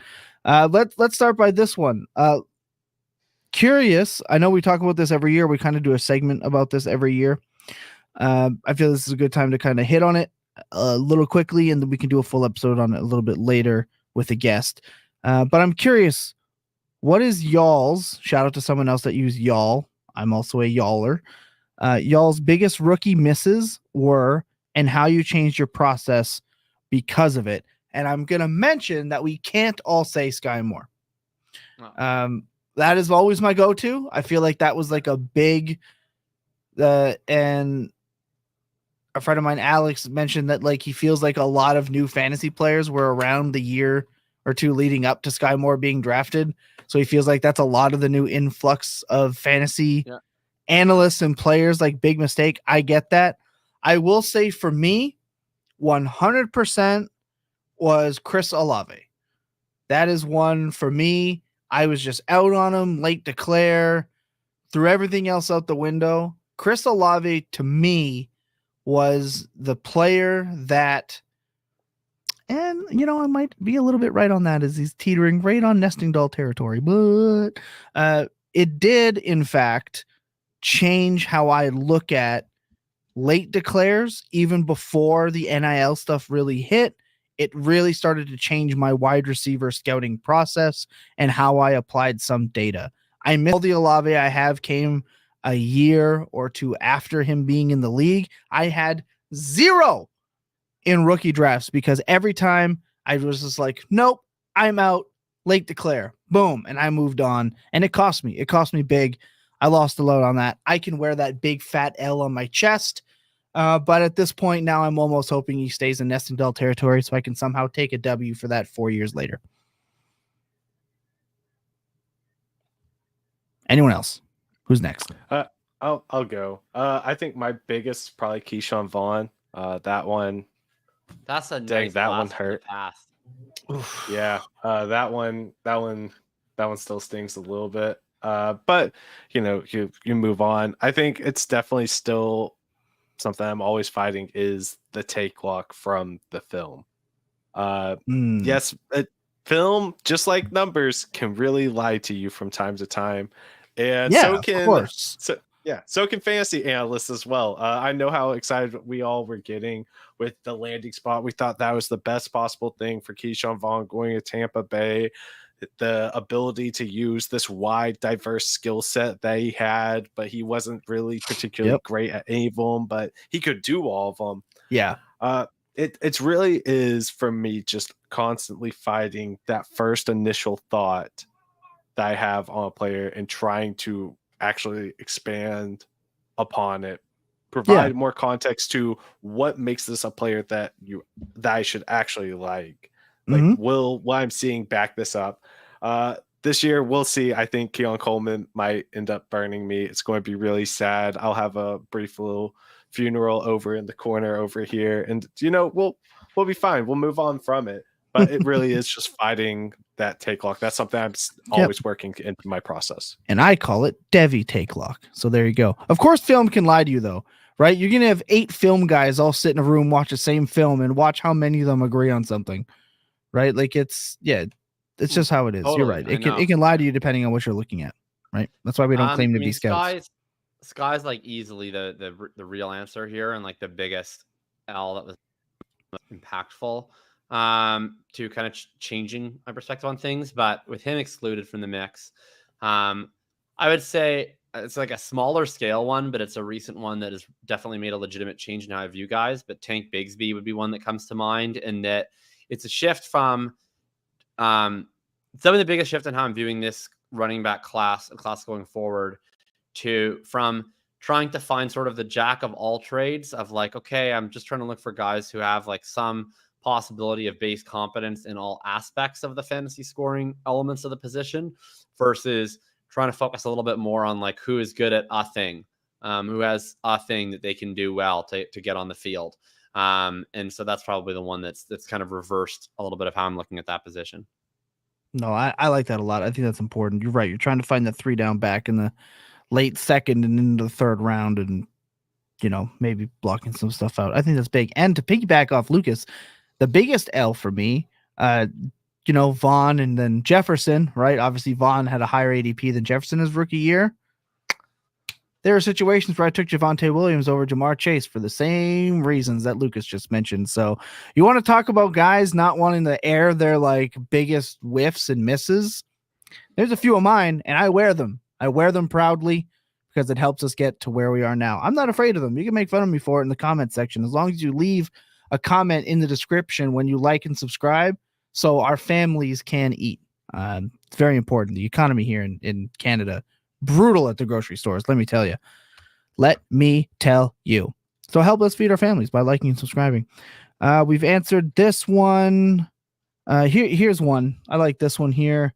Justin Tech, how do y'all feel about Roschon's dynasty value? No one will buy him from me, and they shouldn't. He doesn't have any dynasty value. He does not have any. You're holding him. Don't drop him, though. Do not drop him, and don't sell him for a fourth. Well, here's why. Roschon Johnson, to me, is definitely one of the guys. Now, granted, it's a rookie contract. This is like a far-out take. I don't think Dallas is done acquiring running backs, and I think there are a few running backs that will become available, whether it's in Dallas or with the Chargers. There are some places that need a few more backs, and guys like Roschon, who I understand the rookie contracts, whatever, could be dealt to some of these teams later. I think it's not him that gets dealt. I think Herbert would be the guy they deal, but either way, I agree. That's great for Roschon. Right. So no matter what, one of these guys can end up being on the move, and if they are, then you're profiting. Do not sell for nothing, but his dynasty value right now is kind of tanked. I mean, he's just look, there's all sorts of running backs that like don't really have any trade value, but that you want to just keep on your bench, and he's one of those guys, right? I mean, it's just it's a little crowded right now because him and Herbert are both there, but DeAndre Swift has not been exactly a picture of reliability over his whole career, and so all of a sudden he goes down for 6 weeks, and one of Roschon or Herbert probably becomes an every week starter, maybe both of them even, and all of a sudden now you have a useful player. Yep. Henry gets it. I was going to take Stroud last year to 1 QB league where my starter is Aaron Rodgers, but I bought the Roschon Johnson hype and went him instead. See, if you were here, you wouldn't have got that Roschon Johnson hype. So I'm just saying, another reason for Dynasty Points to have you liking and subscribing. Hopefully we can. He was just not a guy I ever bought in with. Sad Cubs fan on X. Hopefully you've hit like and subscribe. With QBs being illiquid, going back to a conversation we had a while ago, why does seemingly every analyst say Caleb 101 no matter what? We definitely have not. I don't think Caleb Williams is the pick 101 no matter what. I know that I have taken Marvin at 101 at times. I know, Jacob, you yourself have taken Marvin 101 at times. I don't think it's a no matter what situation. Yeah, I think he's the 101. I think he should be the 101. But I've mentioned this in Discord stuff. I think there's circumstances in which I'm okay with taking Marvin there. It's just a matter of, first off, I think you have to be a really high value team to consider it. I think if you're not, then I think you're just losing value right off the clips. You should just take the higher value player. And I don't just mean higher value like in the market. I think in a vacuum, Caleb is more likely to provide more productive value of replacement to your team in most circumstances. But I think, to me, it's not just a value game, like especially as you have a higher value team. I think more than anything, Dynasty is a scarcity game the further you scale up the value scale of your team. And so what I mean by that is just, if you have, base level, you're looking, how can I add as much value to my team as possible? Once you've added a lot, then it becomes, how can I concentrate as much of this value in my starting lineup as I can, right? And that's a bit of a different goal. And so when you get into that, if you already have your two top quarterbacks and you have an opportunity to then get Caleb, there's only certain trades that make sense, right? Just trading Caleb for like a bunch of assets, even if they add up to his total value, probably doesn't help you that much. So, I'd be looking to see, can I move back to the 102 and get a piece? Okay, maybe you can't. I'll be looking, can I move Caleb laterally for Chase or Jefferson? Or Lamb, and you might not be able to. And if those options have all been exhausted, and you have two top quarterbacks, and your option is either take a QB3 or 4 and Caleb, or it's trade him for like kind of a bag of stuff, or just take the next most scarce asset. I think it's totally reasonable to just be like, I'm just going to take Marvin. I'll sacrifice a slight market value loss, and I'll get the asset that's more useful to my team. So I won't be doing it often, but I've done it twice. Yeah, I think that's fair. I think there's a few different ways where, again, I think you hit this pretty well. I also think that if you're a natural 101, you probably shouldn't be taking the Caleb Williams pick anyway. I think if your team is actually that devout of talent, I think you should be moving that pick for as much as you can. Well, moving back and acquiring much. Hopefully, if you have the natural 101, you have like an extremely valued team because you just tanked a season.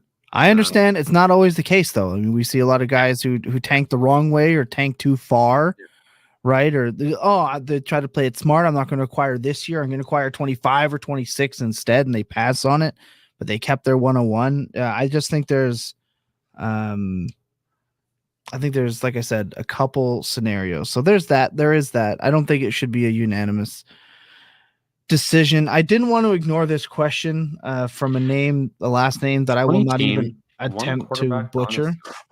Yeah. So from Matthew, name who I will not butcher live into this microphone.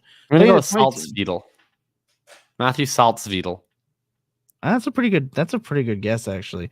I play in a 20-team 1 QB dynasty league with IDP. You're a madman, but we appreciate and love you very much. Wow. Any thoughts on how to approach drafting and roster management in a 20-team league? Starting RBs are always in demand. I think you kind of answered your own question.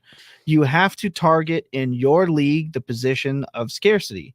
And for you guys, it'll likely be running backs and what I assume linebackers are for you in IDP, because from what I remember, they kind of score similarly, and the good ones are in as sparse demand as running backs. So that's just what I can recall. Correct me on that if you want in the comments. I would appreciate it. But for me, it is identifying the highest value and then obviously targeting those positions. 20 teams is insane. I think you guys are all nuts. Yeah, I don't play in any league that's similar enough for me to feel like I could give good advice, but I liked what Tom said on the process in terms of targeting the scarce position. As soon as I saw a 20-team 1 quarterback dynasty league, the first thing that popped into my mind was, You know the song "Crazy Bitch" by Buck Cherry? That was just the first thing that came into my mind. I saw one quarterback dynasty, and I was like, "You're crazy bitch." Oh yeah. Oh my god. Look, come for the dynasty. I know Lucas was hammering that at the wedding. He played that 5 times. That was his slow dance. Had to have been. That was probably his walk-up song. He hasn't denied it. He's, for the audio listeners, he's smiling and he's visibly chuckling, but he is not denied. He's turning red now. So I think he's blushing. That's more because my AC has been out and I am sweating profusely right now because I don't have a fan. Distracting from the initial allegation. I have passed my fan like off to where the bedroom can actually be cool, and I have been suffering. So Lucas right now is in full deflection mode. Buck Cherry fanboy confirmed, along with his Taylor Swift-isms. I've seen right, Buck Cherry. Last question. People on Spotify now. Last question before we get out here. We're at an hour and 40. Can we get a Devy hot take from everyone? 25, 26 pick season is coming, and Sleeper already added 27. So you are the resident Devy guy, Lucas.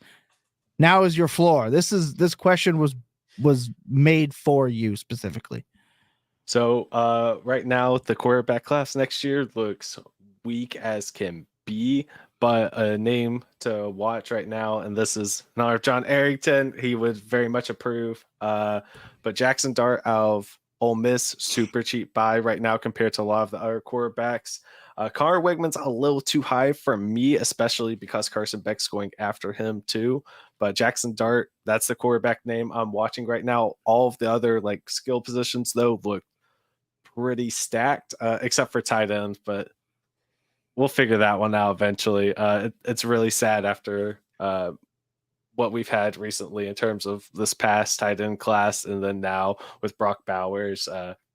It's going to take some time before we see more tight ends who can come in to play them. But yeah, that's the main one. I do like Nico Iamaleava QB1. That's very fun. Fortunately, we have 2 years before that can happen. The 2026 quarterback class looks unbelievably stacked. That's going to be a lot of fun. Right. And remember, if you want CFF football content, we do have Josh Chevalier in the crew every Monday night.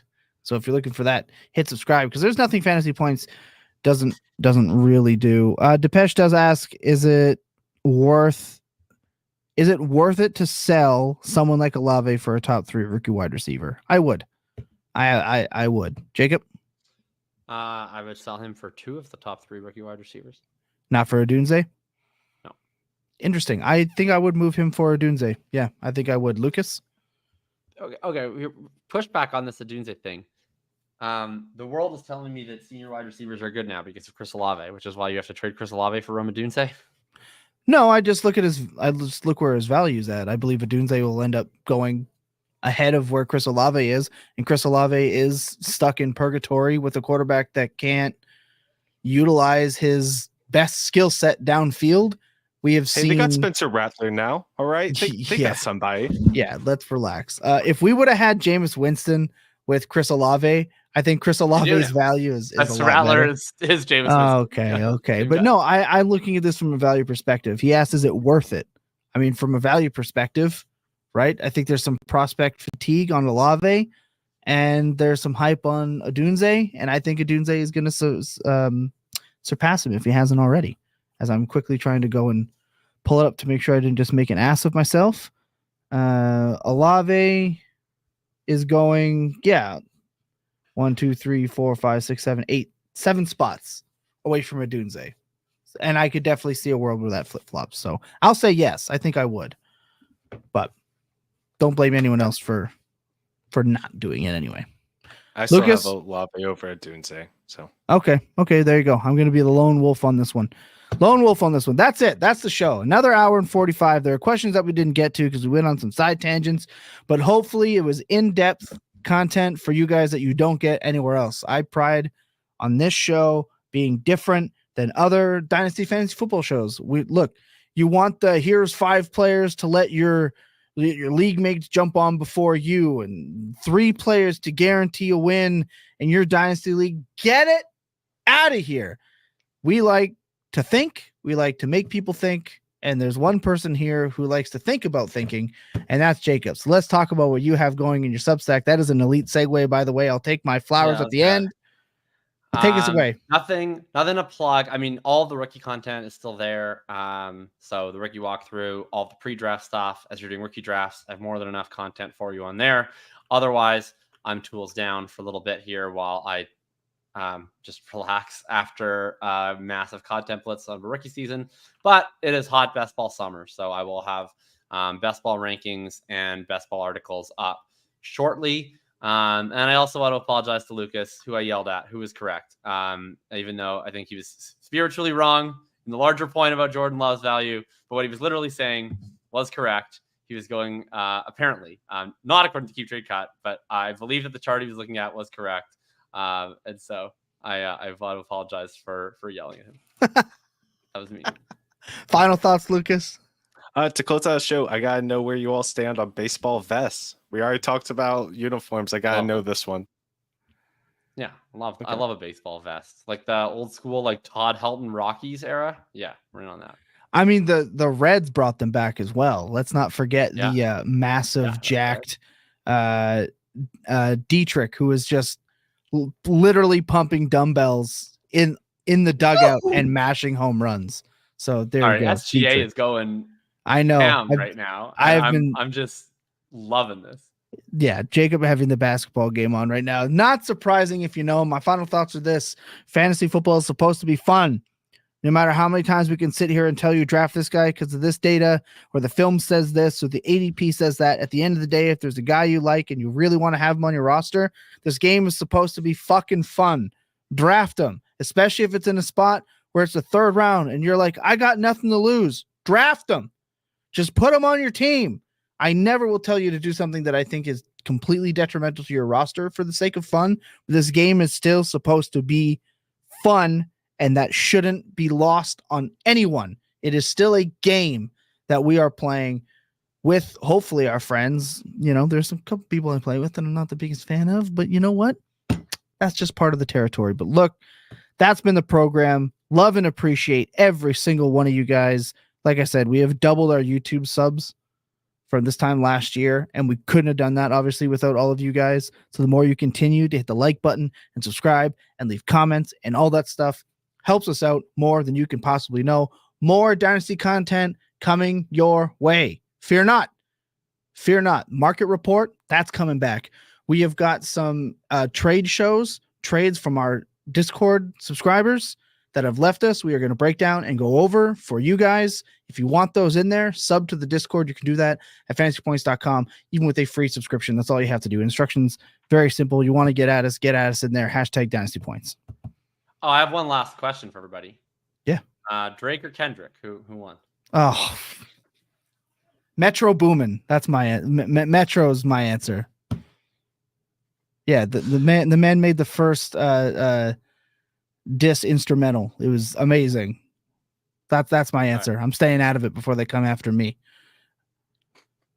Lucas, I haven't actually listened to a single one of these diss tracks, so I have no idea, but I've been hearing all about it. So Lucas is still jamming Taylor Swift's new album. Just say Taylor Swift Swift still jamming Taylor Swift.